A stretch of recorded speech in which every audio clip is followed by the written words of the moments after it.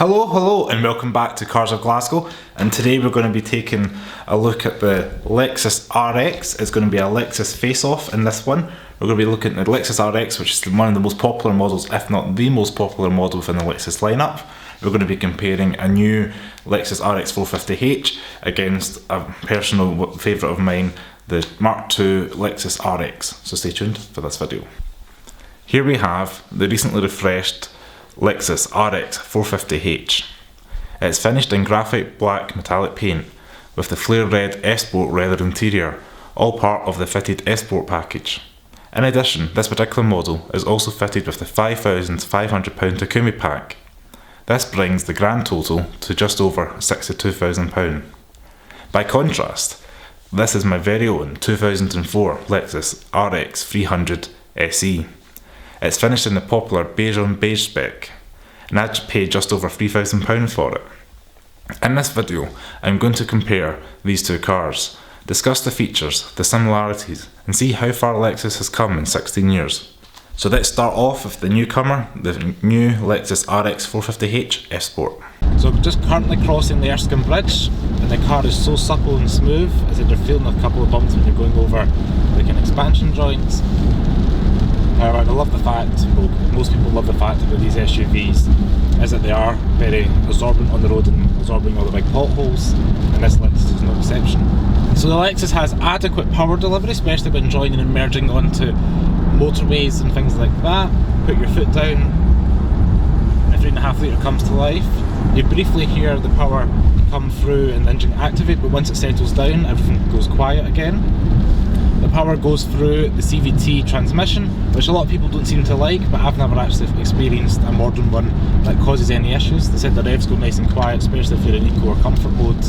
So the RX comes with loads of gadgets, and the F-Sport trim is the kind of middle trim below the Takumi that adds even more gadgets. So we've got things in this car such as the blind spot monitoring, we've got heated steering wheel, we've got heated and cooled seats, wireless charging. We've also got auto holds for when you put the parking brake on, and then it's got an electronic parking brake, so we have a set of lights that holds the car for you. We've got things such as the adaptive cruise control and lane departure warning, and we've also got modern touches such as the Apple CarPlay that have integrated into the 2020 models. Up above, all the lights are touch sensitive and they're all mostly LED. We've got an automatic tailgate that can be opened with the touch of a button on the key fob. You can swing your foot under it, or you can equally just go up and lift it up with underneath as you traditionally would with a manual one. One feature I'm really impressed with is the folding seats in the rear. At a touch of a button, you can fold the seats down, and then another touch of a button to come back up. I'd imagine that'd be really handy, especially if you're doing dump runs or you're going to a big Swedish shop for wardrobes or furniture.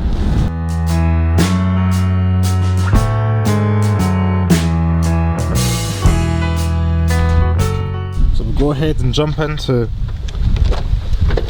the Mark II RX.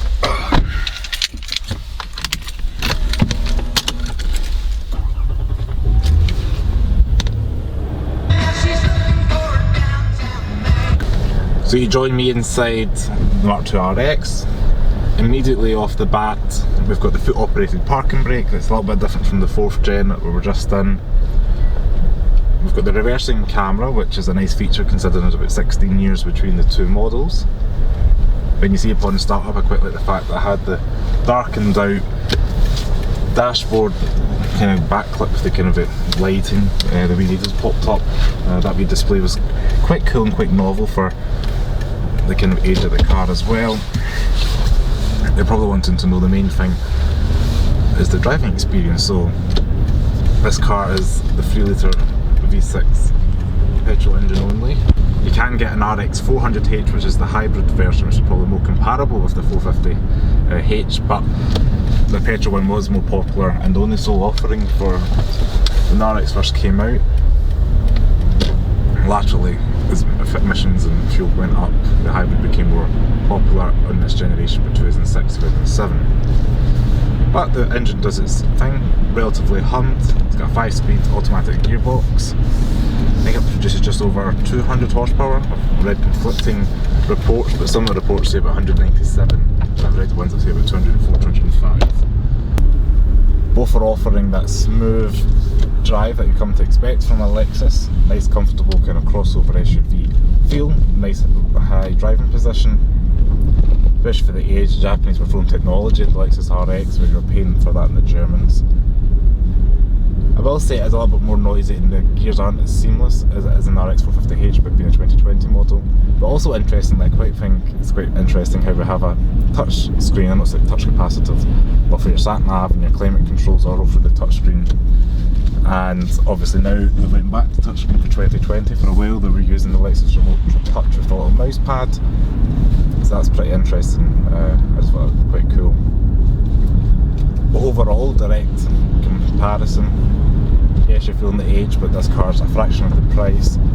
Still holds all the same kind of space. You've got a big SUV box area, you can carry your dog, you can carry a Kia flat pack furniture, you can get that flat load base, you can carry 5 passengers with comfort, being quite broad.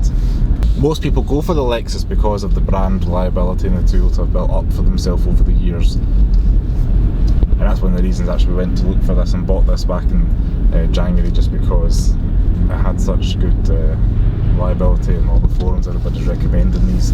So they're a great used buy, great new buy, so really can't go wrong whatever way you're buying it. Obviously if you're looking for a 60 grand car, you're not going to be considering a £3,000 car. But it's nice to know if you buy the £3,000 car, you are getting qualities that you get in a modern day Lexus. So acceleration in the RX is pretty smooth and linear. So the 5-speed gearbox does a good job of sliding through the gears. You do feel it between first and second, but once you're on the road, it's pretty hushed and pretty smooth. I do miss front sensors now and again, mind you, but again, technology. So overall, hopefully you guys enjoyed this video on the Lexus RX 450h F-Sport and the 2004 Lexus RX, in this particular trim is the 300. If you like this video, please give it a thumbs up. Subscribe to Cars of Glasgow below. Check us out on Instagram, Facebook and Twitter at Cars of Glasgow. I'll leave all that information below. And if you've got any questions, I'd be interested to see what you think. Thanks very much for watching. Ciao!